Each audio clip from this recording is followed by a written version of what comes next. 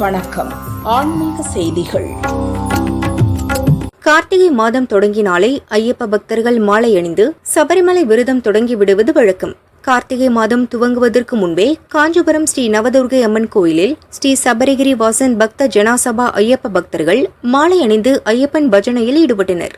நகரேஸ்வரர் காஞ்சி கோயிலின் ஸ்ரீ தர்மசாஸ்தா பஜனை சபா குருசாமி பாண்டரங்க குருசாமி ஐயப்பன் பஜனை பாடலை பாடினார். ஐயப்பன் சிலை மலர்களால் அலங்கரிக்கப்பட்டு 18ஆம் படியில் கற்பூரம் ஏற்றி வழிபாடு நடத்தினர். இதில் 100க்கும் மேற்பட்ட ஐயப்ப பக்தர்கள் பங்கேற்றனர். அன்னதானம் வழங்கப்பட்டது.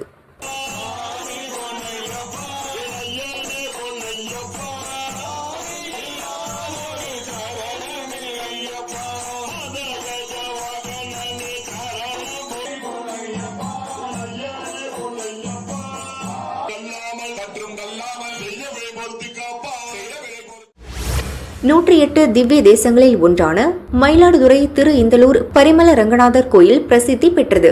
காவிரி கரையில் அமைந்துள்ள பஞ்சரங்க ஸ்தலங்களில் ஒன்று. இதனால் ஆண்டுதோறும் துலா உற்சவ தீர்த்தவாரி திருவிழா விமரிசையாக கொண்டாடப்படும். இந்த ஆண்டு துலா உற்சவம் இன்று கொடியேற்றத்துடன் துவங்கியது. உற்சவர் பெருமாள் சர்வ அலங்காரத்தில் கொடிமரத்தில் எழுந்தருளினார்.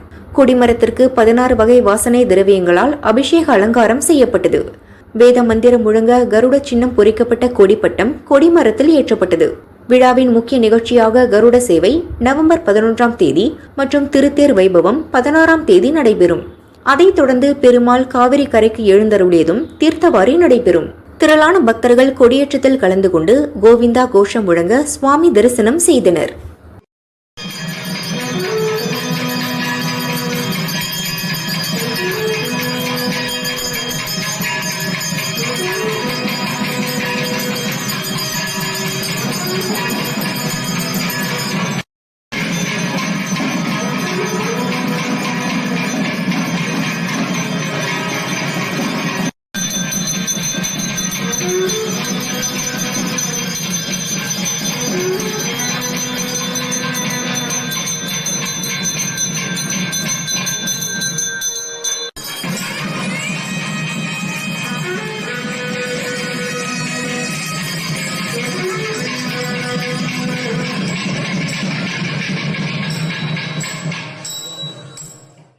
காரைக்கால் திருநள்ளாறு தர்பாரண்யேஸ்வர சுவாமி கோயிலில் ஐப்பசி 4ஆம் சனிக்கிழமையை முன்னிட்டு சிறப்பு வழிபாடு நடத்தினர்.